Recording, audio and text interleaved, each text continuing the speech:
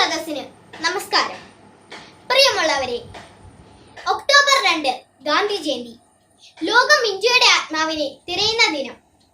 മാംസരക്തങ്ങളോട് കൂടി നമ്മുടെ ഇടയിൽ ജീവിച്ച ദൈവമായിരുന്നു ഗാന്ധി. ഗാന്ധിക്ക് മരണമില്ല. ഇന്ത്യയുടെ ആത്മാവ് കാണാൻ കഴിയാത്ത ചിലർക്ക് ഗാന്ധി വെറും കാലഹരണപ്പെട്ട നേതാവാണ്. അവരുടെ പോക്കറ്റിലിരിക്കുന്ന നോട്ടിൽ മാത്രമേ ഗാന്ധിയുള്ളൂ. പോക്കറ്റിനോട് ചേർന്നിരിക്കുന്ന ഹൃദയത്തിൽ ഗാന്ധിയെ പ്രതിഷ്ഠിക്കാൻ അവർക്കാകില്ല. ഇന്ത്യയുടെ സ്വാതന്ത്ര്യത്തെക്കാൾ വിലയേറിയതായിരുന്നു ഗാന്ധിജിക്ക് സത്യം എന്ന വികാരം. സത്യത്തിന്റെ സാക്ഷിയായി മരണം വരെ ഗാന്ധിജി ജീവിച്ചു. അർദ്ധനഗ്നനായ ഫക്കീർ എന്ന് ആക്ഷേപിച്ച ചർച്ചിലിനോട് പോലും ഗാന്ധിജി സൗമ്യമായാണ് വർത്തിച്ചത്. വൈഗാ നദിയുടെ തീരത്ത് വെച്ച് ഒരു സാധു സ്ത്രീ തന്റെ പകുതി സാരി ചുറ്റി മറുപകുതി അലക്കി ഉണക്കുന്നത് കണ്ട ഗാന്ധിജി തന്റെ മേൽവസ്ത്രമൂരി ആ സ്ത്രീക്ക് നൽകി. അന്ന് അദ്ദേഹം ഒരു ശപഥമെടുത്തു.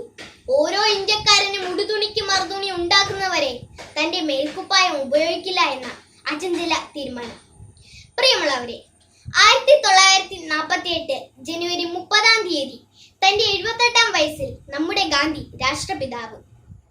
ഗോഡ്സെ എന്ന നരാധമന്റെ വെടിയേറ്റ് വീഴുമ്പോഴും ആ പാവം ശരീരത്തിൽ മേൽക്കുപ്പായമില്ലായിരുന്നു.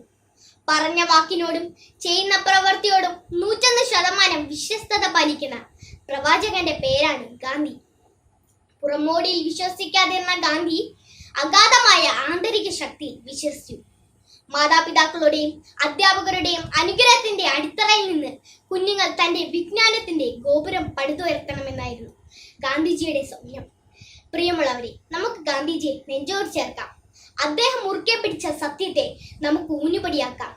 സ്മൃതിയാകേണ്ട ആളല്ല ഗാന്ധി, കൊതിയാകേണ്ട ആളാണ് ഗാന്ധി എന്ന സുകുമാർ അഴീക്കോട് മാഷിന്റെ വാക്കുകൾ അനുസ്മരിച്ചുകൊണ്ട് നിർത്തുന്നു. നന്ദി, നമസ്കാരം. ജയ് ഭാരത്.